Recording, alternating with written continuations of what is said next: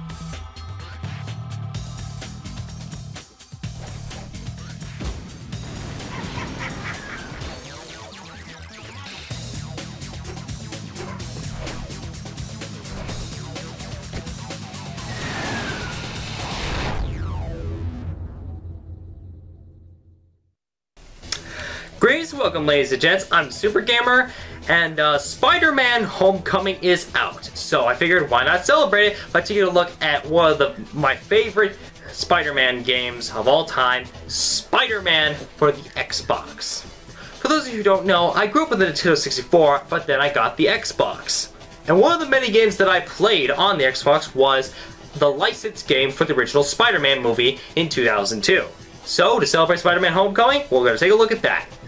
So that said, this is Spider-Man for 6th generation systems.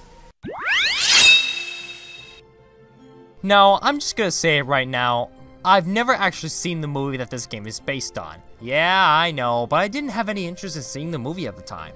However, I will give a basic synopsis of the story for those who have never played this game. Spider-Man is about a boy named Peter Parker who was bitten by a radioactive spider and got spider powers. Peter Parker uses these powers to defend New York City from villains while also trying to live a normal life simultaneously. Being a licensed game and all, this game's graphics are pretty average. I mean, they're not awful, but they're definitely not extraordinary either. And don't even get me started on the character models. The character models and their animations look more awkward than the Donkey Kong Country cartoon. The music isn't much better, because it's all very generic stuff. Basically, the point I'm trying to get across is that the aesthetics are the weakest part of the whole game. While the aesthetics are the weakest part of the gameplay is the strongest. You can punch and kick bad guys, tie them up with your web, rescue civilians and hostages, and use different combos. These golden Spider-Man symbols can be found in the levels, and each one of them will give you one different combo. Some of these combos are really fun to use, while others, I swear I cannot get them to work. Sometimes one of the enemies will carry a key you will require in order to progress. You can even pull a Zelda and lock on an enemy to keep track of it. I really have to give this game props for keeping the gameplay engaging for its players. And yes, you do have access to all of Spider-Man's powers. Web slinging, web tying, climbing on walls and ceilings, and Spidey sense. Even when I play this game nowadays, I still totally feel like I really am the web slinger himself. I only have one problem with the gameplay, and unfortunately it's kind of a big one. There are virtually no checkpoints in the entire game, so if you die, you have to start the entire mission all over again. And because of the hazards in this game, you will die at least once in this game.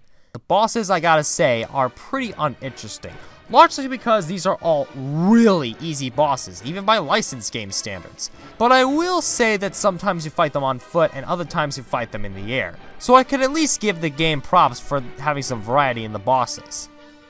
And that was Spider-Man for 6th generation systems, and overall it's one of the best licensed games I've ever played in my life, and I'm going to give it a 4 out of 5. Until then, I'm the Super Gamer, and I will see you all next time. Bye-bye!